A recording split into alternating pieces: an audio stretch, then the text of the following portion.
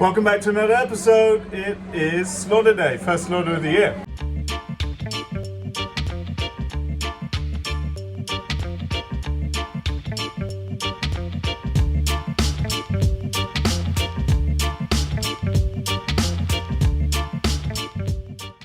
What's it feel like?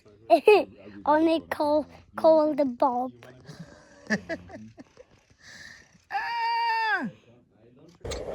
There won't really be a weekend this weekend. Slight change in the children this year. What we're actually doing is weight categorizing the birds in the chiller. So we grade our birds A, B and C. A is totally perfect bird. B is slight visual damage but totally edible, sellable. C birds are the birds that have a big rip in their skin or something from the plucking machine like that. So we would keep them to eat ourselves. And so this year we're going to do things differently. We've always just put in the birds in numerical order, but we only test the first, middle and last birds for the temperature controls that we have to supply to the regulators. But we've decided to weight categorize the birds into 5 categories in the chiller to facilitate easeful packing. So we're going to see how that goes today. Okay, we've just begun. Everyone's got their rolls. Alex is on scolding and plucking. Birds coming in at a good rate, and the birds look fantastic. So they're, I would guess, around 2 to 2.2.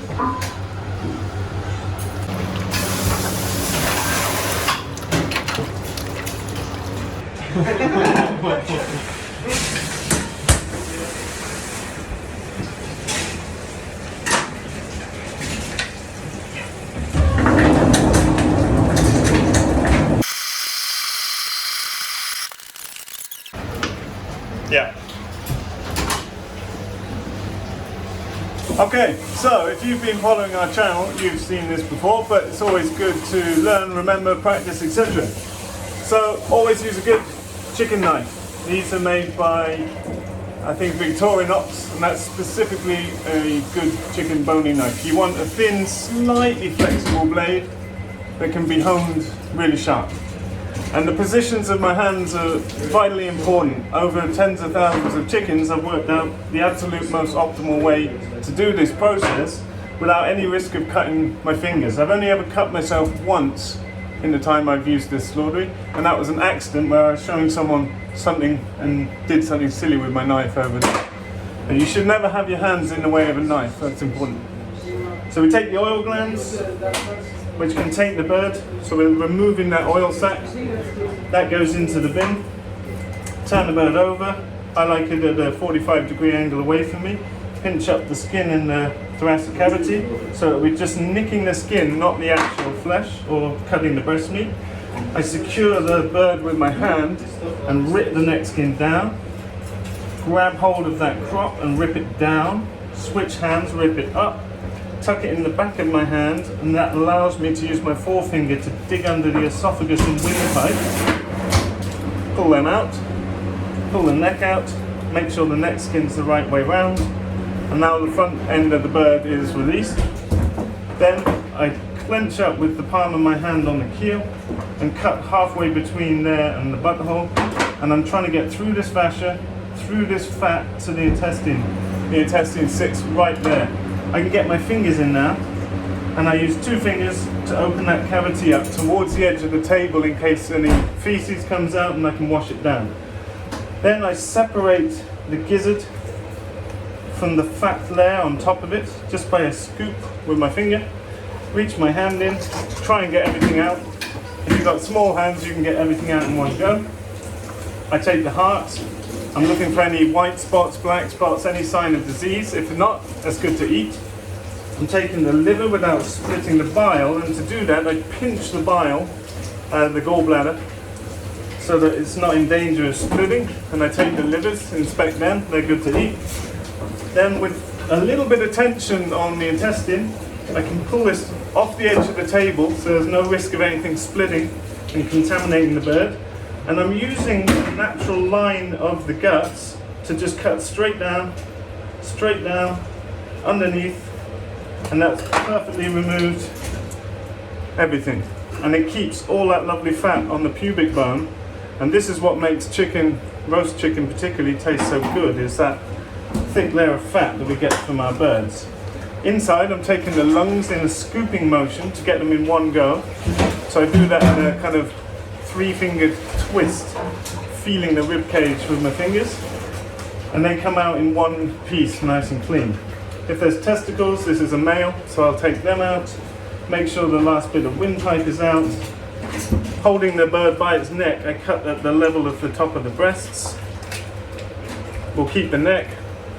That bird's an A quality bird, off we go. Okay, different perspectives, always good to see things from different angles. Now, this part in the process people often find really troubling. So I'm going to try and show you slow motion. I put my hand really gripping that bird, I'm in total control of the bird, and pull down.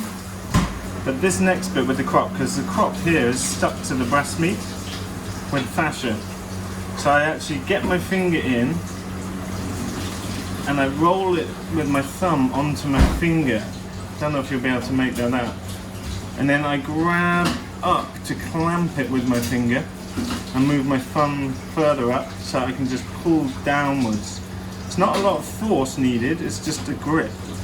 Then I can switch hands, pull it back, and there you can clearly see the crop, esophagus and windpipe. So you can easily now dig under those two and then pull that out like so. Same with the neck. So you see how the whole front of the bird is now released.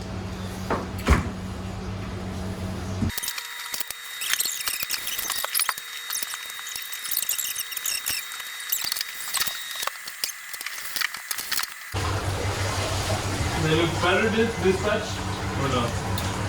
Yeah, they look good.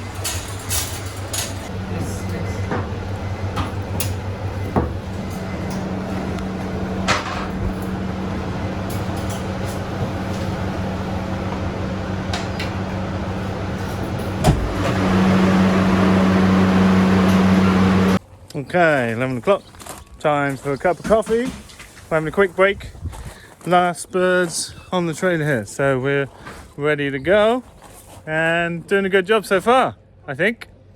Crafty. With our rhubarb. Fika. Wow, Ragnar. You mean? Good sized bit for you. Adds up progressively. Okay, birds look fantastic. We'll have a look in the fridge very soon. We're doing a clean down now. It's trying to get this place feather free, soak things down with hot water, then we foam it with the foamer that we use, then come back and rinse that after 15 minutes and squeegee the floor, get everything dry again. So great work today.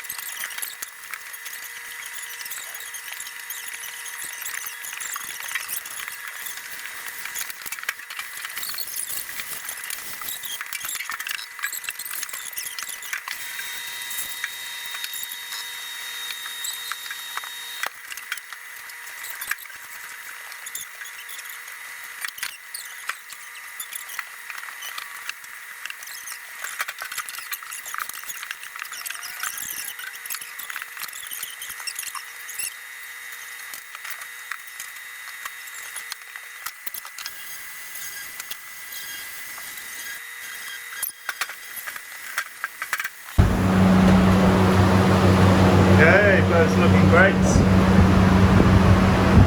Quite big birds because they went a few days over because we had our slaughter inspection.